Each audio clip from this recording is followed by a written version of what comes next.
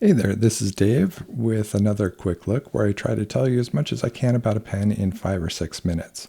This isn't intended to be a full-on review, but if you're interested in that, please let me know in the comment section down below, and I'll try to add that to the queue. Today we're looking at the Opus 88 mini fountain pen. This particular one is a Gold Spot exclusive, the 2024 Sakura Cherry Blossom. Inside the box, which is really kind of conservative, you'll find a little bit of a flashy pen here. We will take a look at that here in a second, but there's a preview. The box includes a booklet here, which has very clear instructions on how to fill it. Additionally, you'll see here an eyedropper and an O-ring. And the reason the eyedropper is here is because this is an eyedropper only pen. The O-ring, I'll show you where that goes here at the end of the video. The pen itself is made out of acrylic, except for the steel bands for the clip here and the band here. On the band is printed Opus 88, and that is the only branding that is on this pen. At this end, there is a blind cap, and I'll show you the purpose of this here in a second. But first, let's take a look at the nib. The cap comes off in 1, 2, and 3/4 turns.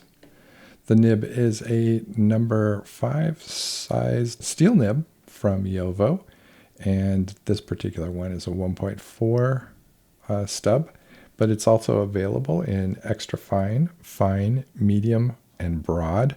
I've also seen this in 1.5 stub and a flex nib, so if you're not interested in the nib that you see at the store that you're shopping at, then keep looking because you'll find the nib that you're looking for. Move along. Move along. This is a Japanese style eyedropper pen, and that means that on the inside there is a little bit of a stopper there. That stopper is activated by this blind cap. You pull it back when you're writing with it.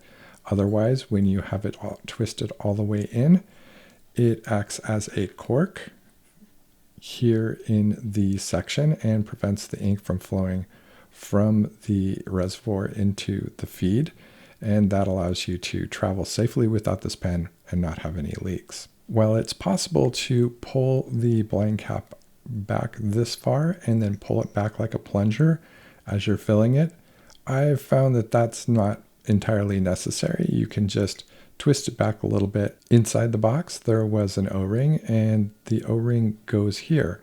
After a few years it might start showing a little bit of wear, and you can always replace it. You just pull the old one off and then roll the new one on. If in the interim you lose that O-ring, no worries, they're readily available just about anywhere, including Amazon. When I'm doing quick looks, I like to find comparable pens, so you might know what else it's like or what you have to consider also. But I struggled a little bit with this one here. I can't find a pen that really fits this same niche in the market, not with it being a piston filler and at this price point. Speaking of price points, the list price of this is $89 US, but you can get it up to about $129 for certain special editions. However, the street price of this is a bit lower at $79. That's what I paid for this, even though it's a limited edition. And I will put the conversions down here. The pen posts very securely, and it has no problems with any sort of twisting or coming loose or teetering there. This last part is a bit subjective, but I find it's a very comfortable pen to hold. It feels good in the hand. It's about the right length and the right girth. The section could be a little bit longer in my opinion, but I feel like that's a fair trade-off for the size of this pen. Well, that's it for this quick look at the Opus 88 mini fountain pen. If you found this video informative or entertaining, then please like the video and consider subscribing. It really helps us out. If you're interested in winning this pen, check the comment section down below for the pinned comment with instructions. Consider joining our Patreon as well. It's free and there are no ads. Thanks for watching, and be well.